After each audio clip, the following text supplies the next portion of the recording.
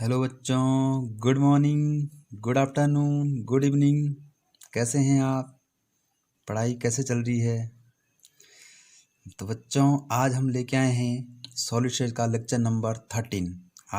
कल के लेक्चर में हमने सॉलिड में डिफेक्ट के बारे में पढ़ा था कि कौन कौन से दोष होते थे। Stoichiometric, non stoichiometric. Non stoichiometric में हमने पढ़ा था मेटल एक्सेस डिफेक्ट, ठीक है, और मेटल डेफिशिएंसी डिफेक्ट, ठीक है। और बच्चों, आज हम पढ़ेंगे चालकता के आधार पर ठोसों के प्रकार, type of solid according to conductivity. चालकता के आधार पर ठोस कितने प्रकार के होते हैं? तो बच्चों, चालकता के आधार पर ठोस ठीक 3 प्रकार के होते हैं। तो चालक क्या होते हैं? पहले तो ये एक चीज़ समझे, चालक कंडक्टिविटी क्या हो। चालक चालक बच्चों वो पदार्थ होते हैं जिनमें इलेक्ट्रॉनों का आसानी से प्रवाह, मतलब इलेक्ट्रॉन ईजी से फ्लो हो उसमें, ठीक है, उनको बोलते हैं बच्चों, उसको बोलते हैं चालकता, ठीक है। तो इसी के आधार पर ठोस क्या होते हैं बच्चों? 3 प्रकार के होते हैं, ठीक। तो फर्स्ट होता है चालक या धात्विक चालक। जो बच्चों धात्विक चालक होते हैं उनमें क्या होता है?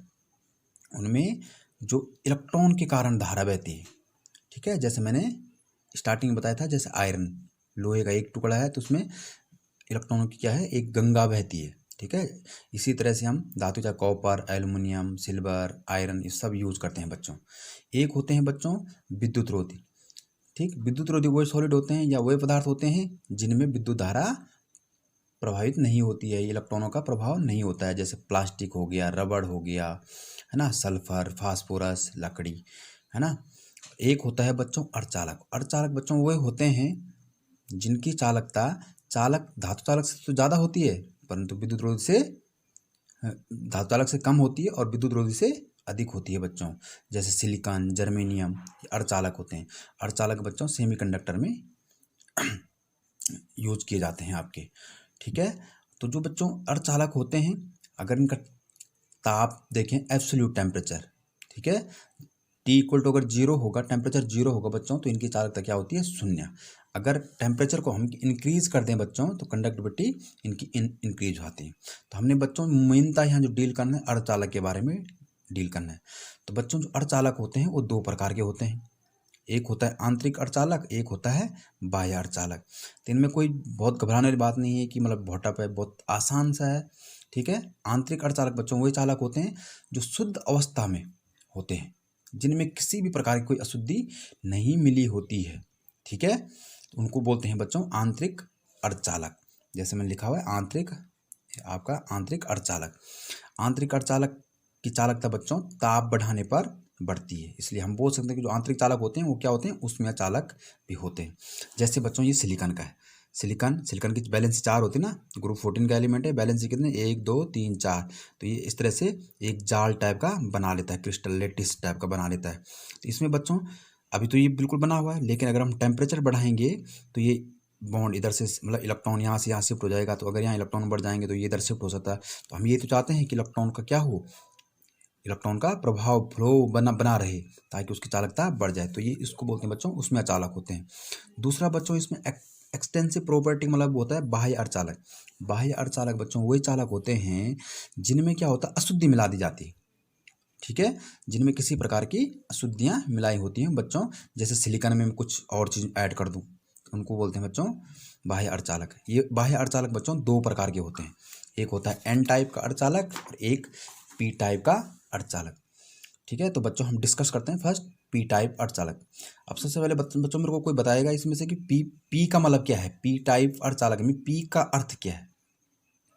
ठीक, बहुत सारे बच्चे बस याद रहता है पी टाइप अर्धचालक। पी का मतलब क्या है?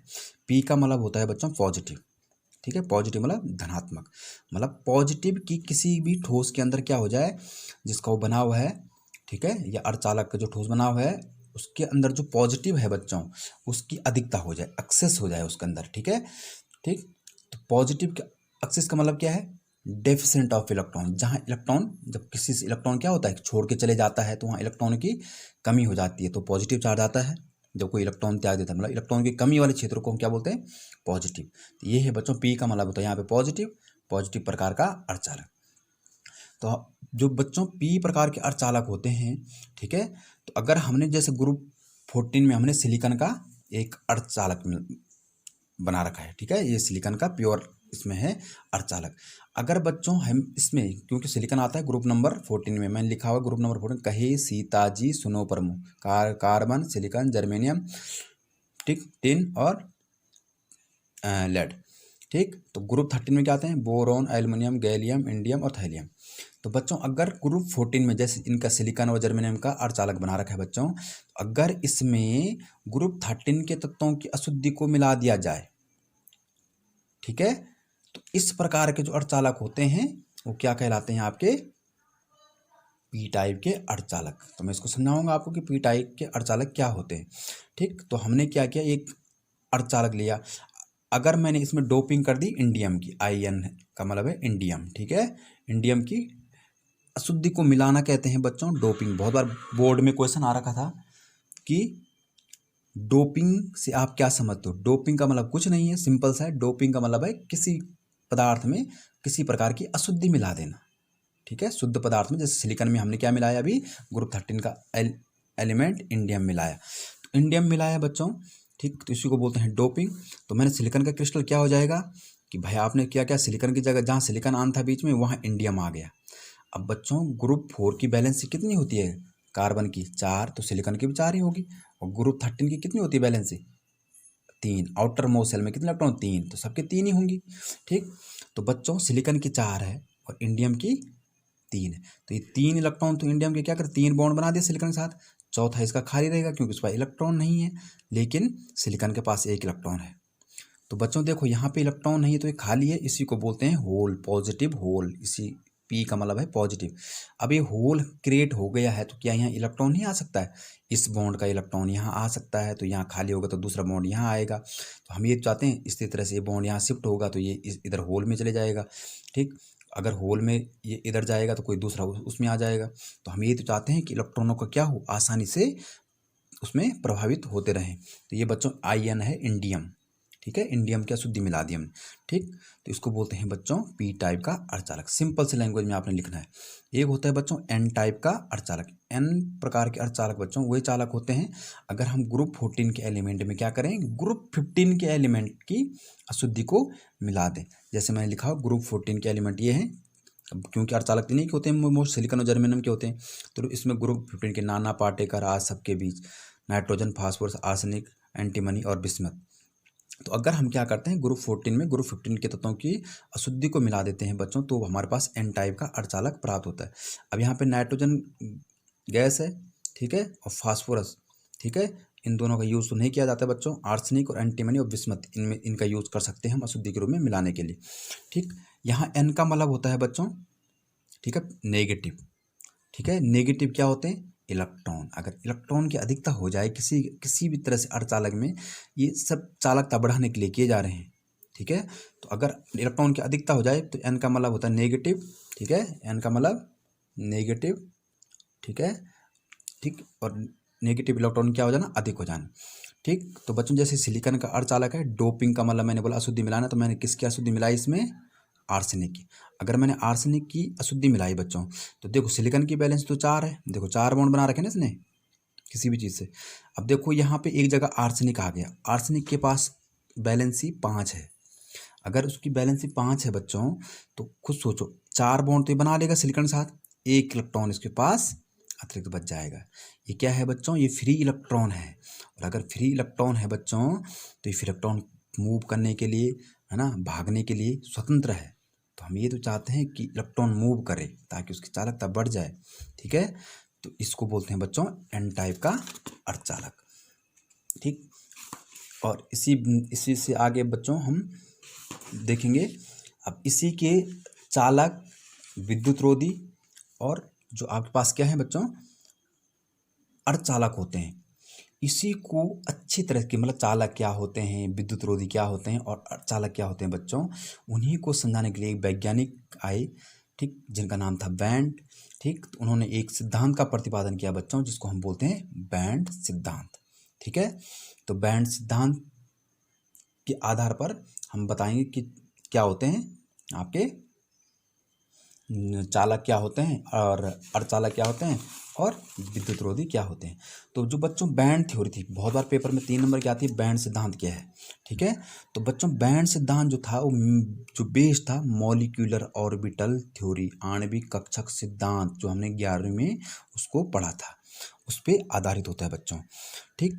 और ये जो आपका मॉलिक्यूलर ऑर्बिटल थ्योरी होता है, मतलब ये थ्योरी ये बोलती है कि जो एक क्रिस्टल होता है उसमें उपस्थित सभी परमाणु किसके होते हैं, क्रिस्टल के होते हैं, तथा इन इलेक्ट्रॉनों को क्या होते हैं बच्चों, इन इलेक्ट्रॉनों के क्रिस्टल के सभी परमाणुओं का डिलोकेलाइजेशन मतलब विस्थानीकरण, एक जगह से दूसरी जगह पर धात्विक बंध उत्पन्न करते हैं, ठीक है। ये सिंपल सी थ्योरी थी बैंड की। तो बैंड ये बच्चों ये क्या है आपके पास, एक मॉलिक्यूलर ऑर्बिटल, एक एटम है कोई, इसकी ये ऑर्बिटल है और ये दूसरे एटम के एटम मिलके क्या बनेंगे, मॉलिक्यूल, उसके ऑर्बिटल हैं। तो बच्चों उसमें दो तरह से एनर्जी लेवल में 11वीं में हमने पढ़ा है, नीचे वाला जो कम एनर्जी वाला होता है वो बॉन्डिंग मॉलिक्यूलर ऑर्बिटल, और हायर एनर्जी वाला एंटी बॉन्डिंग मॉलिक्यूलर ऑर्बिटल है, ठीक। तो इस तरह से एक जो एटम होता है उसका जो ऑर्बिटल होता है एक तरह से बैंड क्रिएट कर लेता है, ठीक है। इसको मैं तुम्हारे और आसान कर देता हूँ क्योंकि किताब पे इसके 2-3 पेज का लेक्चर पूरा है और बहुत सारे डायग्राम बना रखे हैं, बच्चा कन्फ्यूज हो जाता है कि क्या करना है इसमें।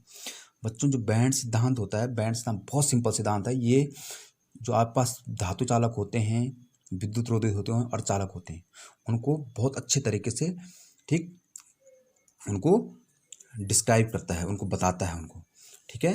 तो बच्चों जो बैंड सिद्धांत ये बोलता है कि कोई भी एटम कंस्टिट्यूएंट पार्टिकल है जिससे वो मिलकर ठोस बना हुआ है, ठीक। तो जिससे वो मिलके वो बना हुआ है, जिस परमाणु से मिलके बना हुआ है बच्चों, उसके अंदर दो तरह के बैंड होते हैं। एक होता है बच्चों संयोजकता बैंड, ठीक है, और एक होता है चालक बैंड जिसको हम बोलते हैं कंडक्शन बैंड। दो तरह के बैंड, जैसे मैंने एक एग्जांपल से समझाया है, सिलिकॉन के इलेक्ट्रॉनिक विन्यास कितना 14, परमाणु क्रमांक 14 है, 1s2 2s2 2p6 3s2 3p2 और 3d वैकेंट होता है। तो ये है बच्चों इसका बैलेंस सेल बाहर वाला। अब हमने पढ़ चुके हैं कि जो नीचे वाले एनर्जी लेवल होते हैं फर्स्ट और 2, मतलब जैसे जैसे नीचे होता है इनमें एनर्जी गैप ज़्यादा होता है, जैसे जैसे हम सेल आगे बढ़ते जाते हैं उनका बीच का एनर्जी गैप क्या हो जाता है, कम हो जाता है। अब बच्चों जो 3s2 3p2 है, ठीक, और 3d है, ये क्या हो गया, बैलेंस सेल। तो ये बैंड थ्योरी ये बोलती है कि जो बैलेंस सेल है, जिन ऑर्बिटल में इलेक्ट्रॉन भर रखे हैं वो क्या हो जाते हैं, भारी। जैसे 3s में इलेक्ट्रॉन भर रखे हैं तो ये 3s ऑर्बिटल मैंने यहाँ दिखा रखा है, ये लाइन 3s को दिखा रही है, और 3p में भी इलेक्ट्रॉन है तो ये इसके पास ही में दिखा रही है, क्योंकि ये भारी हैं तो ये नीचे आ जाते हैं, ठीक है। और 3d खाली है तो आप इसको चाहे लिख दो 3d, ये 3d खाली है तो 3 कहाँ चले जाता है, ऊपर चले जाता है। तो बच्चों जिसमें इलेक्ट्रॉन होते हैं, तो मैंने इसको क्या किया, इसको एक डब्बा टाइप का बना दिया, s और ये 3p है, ठीक है। तो जिनमें फील्ड है, जिनमें इलेक्ट्रॉन है बच्चों, वो मिलके बनाता है संयोजकता बैंड, और जो खाली होता है, वैकेंट होता है, उसको बोलते हैं बच्चों चालक बैंड। अब इनके बीच में कुछ एनर्जी गैप होगा, 3p को 3d के बीच में कुछ एनर्जी गैप होता है, इसको बोलते हैं बच्चों फोरबिडन जोन, निषिद्ध क्षेत्र, ठीक है। तो अगर मतलब पूरा बस बैलेंस बॉन्ड और जो आपके पास कंडक्शन बैंड है उनके बीच में फोरबिडन क्षेत्र, इसी के आधार पर बैंड सिद्धांत बताता है कि चालक क्या होते हैं, अर्धचालक क्या होते हैं, विद्युत रोधी क्या होते हैं। तो बैंड सिद्धांत बोलता है चालक के लिए बोलता है बैंड सिद्धांत कि यदि बैलेंस बॉन्ड और जो आप पास क्या है, कंडक्शन बैंड है, कंडक्शन बैंड है या चालक बैंड है, ठीक, यदि वो एक दूसरे से क्या हूँ, अतिव्यापित हूँ, ये ओवरलैप दिख रहा है ना, इनके बीच में कोई गैप नहीं दिख रहा है, वो बिल्कुल क्या है, अतिव्यापित है, मतलब फोरबिडन जोन जो निश्चित क्षेत्र है वो क्या है, 0, कोई फोरबिडन गैप नहीं है। तो बच्चों इस प्रकार के जो चालक होते हैं वो क्या होते हैं, धातु चालक होते हैं, अच्छे चालक होते हैं किसी भी चीज़। अगर बच्चों बैलेंस बॉन्ड में इलेक्ट्रॉन होगा, ठीक, तो इलेक्ट्रॉन आसानी से इस कक्षा में जा सकते हैं क्योंकि ये बिल्कुल ओवरलैप है, आसानी से आ जा सकते हैं इलेक्ट्रॉन। तो हम तो ये चाहते हैं चालक के लिए। दूसरा होता है बच्चों विद्युत रोधी, ठीक है, विद्युत रोधी उनको बोलते हैं बच्चों। अब बैलेंस बॉन्ड थ्योरी ये बोलती है कि यदि बैलेंस बॉन्ड और जो आपके पास कंडक्शन बैंड है इनके बीच में क्या हो जाए, ऊर्जा का अंतर अधिक हो जाए, ठीक है। तो ऊर्जा का अंतर अधिक होने के कारण बच्चों अगर इलेक्ट्रॉन कोई बैलेंस में है तो कूद के अगर एनर्जी मिलेगी भी उसको तो वो आसानी से यहाँ कंडक्शन बैंड में नहीं जा पाएगा। तो अगर इलेक्ट्रॉन कंडक्शन बैंड में जा ही नहीं पाएगा तो विद्युत का चालक कहाँ से होगा बच्चों। और इसके बीच में देखो कंपटीशन में बहुत बार पूछा जाता है कितने का गैप होता है विद्युत रोधी में, ठीक, बैलेंस बॉन्ड और कंडक्शन बैग। तो 5 इलेक्ट्रॉन वोल्ट से भी अधिक होता है बच्चों। 5 इलेक्ट्रॉन वोल्ट को आप जूल में बता सकते हो, आपको पता है 1 इलेक्ट्रॉन वोल्ट का कितना होता है 1.6 × 10⁻⁻19 जूल होता है बच्चों, ठीक। तो अगर इतना जूल होता है तो 5 को गुणा कर दो 1.6 × 10⁻⁹ तो जूल में आपका आंसर आ जाएगा। तो ये 5 इलेक्ट्रॉन वोल्ट से अधिक अंतर होता है बच्चों, ठीक। इनको हम बोलते हैं बच्चों विद्युत रोधी। जैसे लकड़ी, रबड़, है ना, सल्फर, फास्फोरस, ये सारे क्या होते हैं विद्युत रोधी होती हैं। तो इनके बीच में क्या होता है बैलेंस बॉन्ड और कंडक्शन बैंड के बीच में ऊर्जा गैप ज़्यादा होता है, निश्चित क्षेत्र ज़्यादा होता है। मतलब इनके बीच का जो फोरबिडन जोन है वो क्या होता है बहुत ज़्यादा होता है। आप लिख सकते हो फोरबिडन जोन, ठीक है। एक होता हूँ बच्चों अर्धचालक। अर्धचालक के लिए बैंड सिद्धांत ये बोलता है कि यदि बैलेंस बॉन्ड और चालक बैंड के बीच में फोरबिडन जोन जो है निश्चित क्षेत्र है वो कम है, या उनके बीच में 3 इलेक्ट्रॉन वोल्ट से कम, ये एनर्जी आपने पॉइंट बहुत इंपॉर्टेंट पॉइंट है कंपटीशन के से, 3 इलेक्ट्रॉन वोल्ट से भी कम क्या होते हैं बच्चों, एनर्जी गैप कम होता है, से कम होता है, तो बच्चों ये अर्धचालक कहलाते हैं। तो देखो अगर मतलब ठीक है, अगर इनके बीच में एनर्जी कम है मतलब नॉर्मल कंडीशन में, अगर बच्चों में इसको थोड़ा टेम्परेचर दे दूँ तो आसानी से इलेक्ट्रॉन क्या चले जाएगा बैलेंस से केमिकल उसमें कंडक्शन बैंड में कूद के चले जाएगा। तो यही था बच्चों। बहुत बार क्वेश्चन आता है कि आपके पास कि अर्धचालक के लिए बैंड सिद्धांत क्या है। तो ये सिंपल सा है, आपने बोलना है कि अर्धचालक वे होते हैं जब जो संयुक्ता बैलेंस बॉन्ड है, ठीक है, और कंडक्शन बैंड के बीच में निश्चित क्षेत्र 3 इलेक्ट्रॉन वोल्ट से भी उनके बीच में ऊर्जा का गैप 3 इलेक्ट्रॉन वोल्ट से भी कम होता है। तो इस प्रकार के चालक क्या कहलाते हैं अर्धचालक कहलाते हैं, जैसे सिलिकॉन, जर्मेनियम, ठीक है। तो आप बच्चों आज का आपका होमवर्क है अर्धचालक के लिए बैंड सिद्धांत क्या है, धातु आदि के दोष से आप क्या समझते हैं। Fe0.94 ऑक्सीजन नॉन स्टोइकोमेट्रिक ठोस में किस प्रकार का दोष पाया जाता है, इसमें Fe+2 तथा Fe3+ का प्रतिशत कितना है। तो बच्चों आपने होमवर्क ये व्हाट्सएप के माध्यम से, ठीक है, आपके जो डाउट हैं आप उनको पूछें। और सारे बच्चे मतलब 8 में से 3-4 बच्चे तो होमवर्क दिखा रहे हैं, लेकिन 3-4 बच्चे होमवर्क नहीं दिखा रहे हैं। तो उन सबके लिए, ठीक है, मैं यही मैसेज दूंगा कि अपना होमवर्क बताएं क्या दिक्कत उनको हो रही है, ठीक है। और आप डेली होमवर्क रूटीन में करें, जहाँ पे दिक्कत हो रही है मेरे को उसको पूछें क्वेश्चन वहाँ पे, ठीक है। और आप डेली होमवर्क करते रहें। और आप दूरदर्शन पे भी आ रहा है, वहाँ पे भी आप हेल्प ले सकते हो। तो आपका तो इसमें रिवीजन होता रहेगा, है ना। हम तो उनसे आगे चल रहे हैं या पीछे चल रहे हैं, तो आपका तब भी दोनों तरफ से रिवीजन ही होना है, ठीक है। तो बच्चों ऑल द बेस्ट, आप पढ़ाई करते रहें, स्वस्थ रहें, मस्त रहें। Thank you.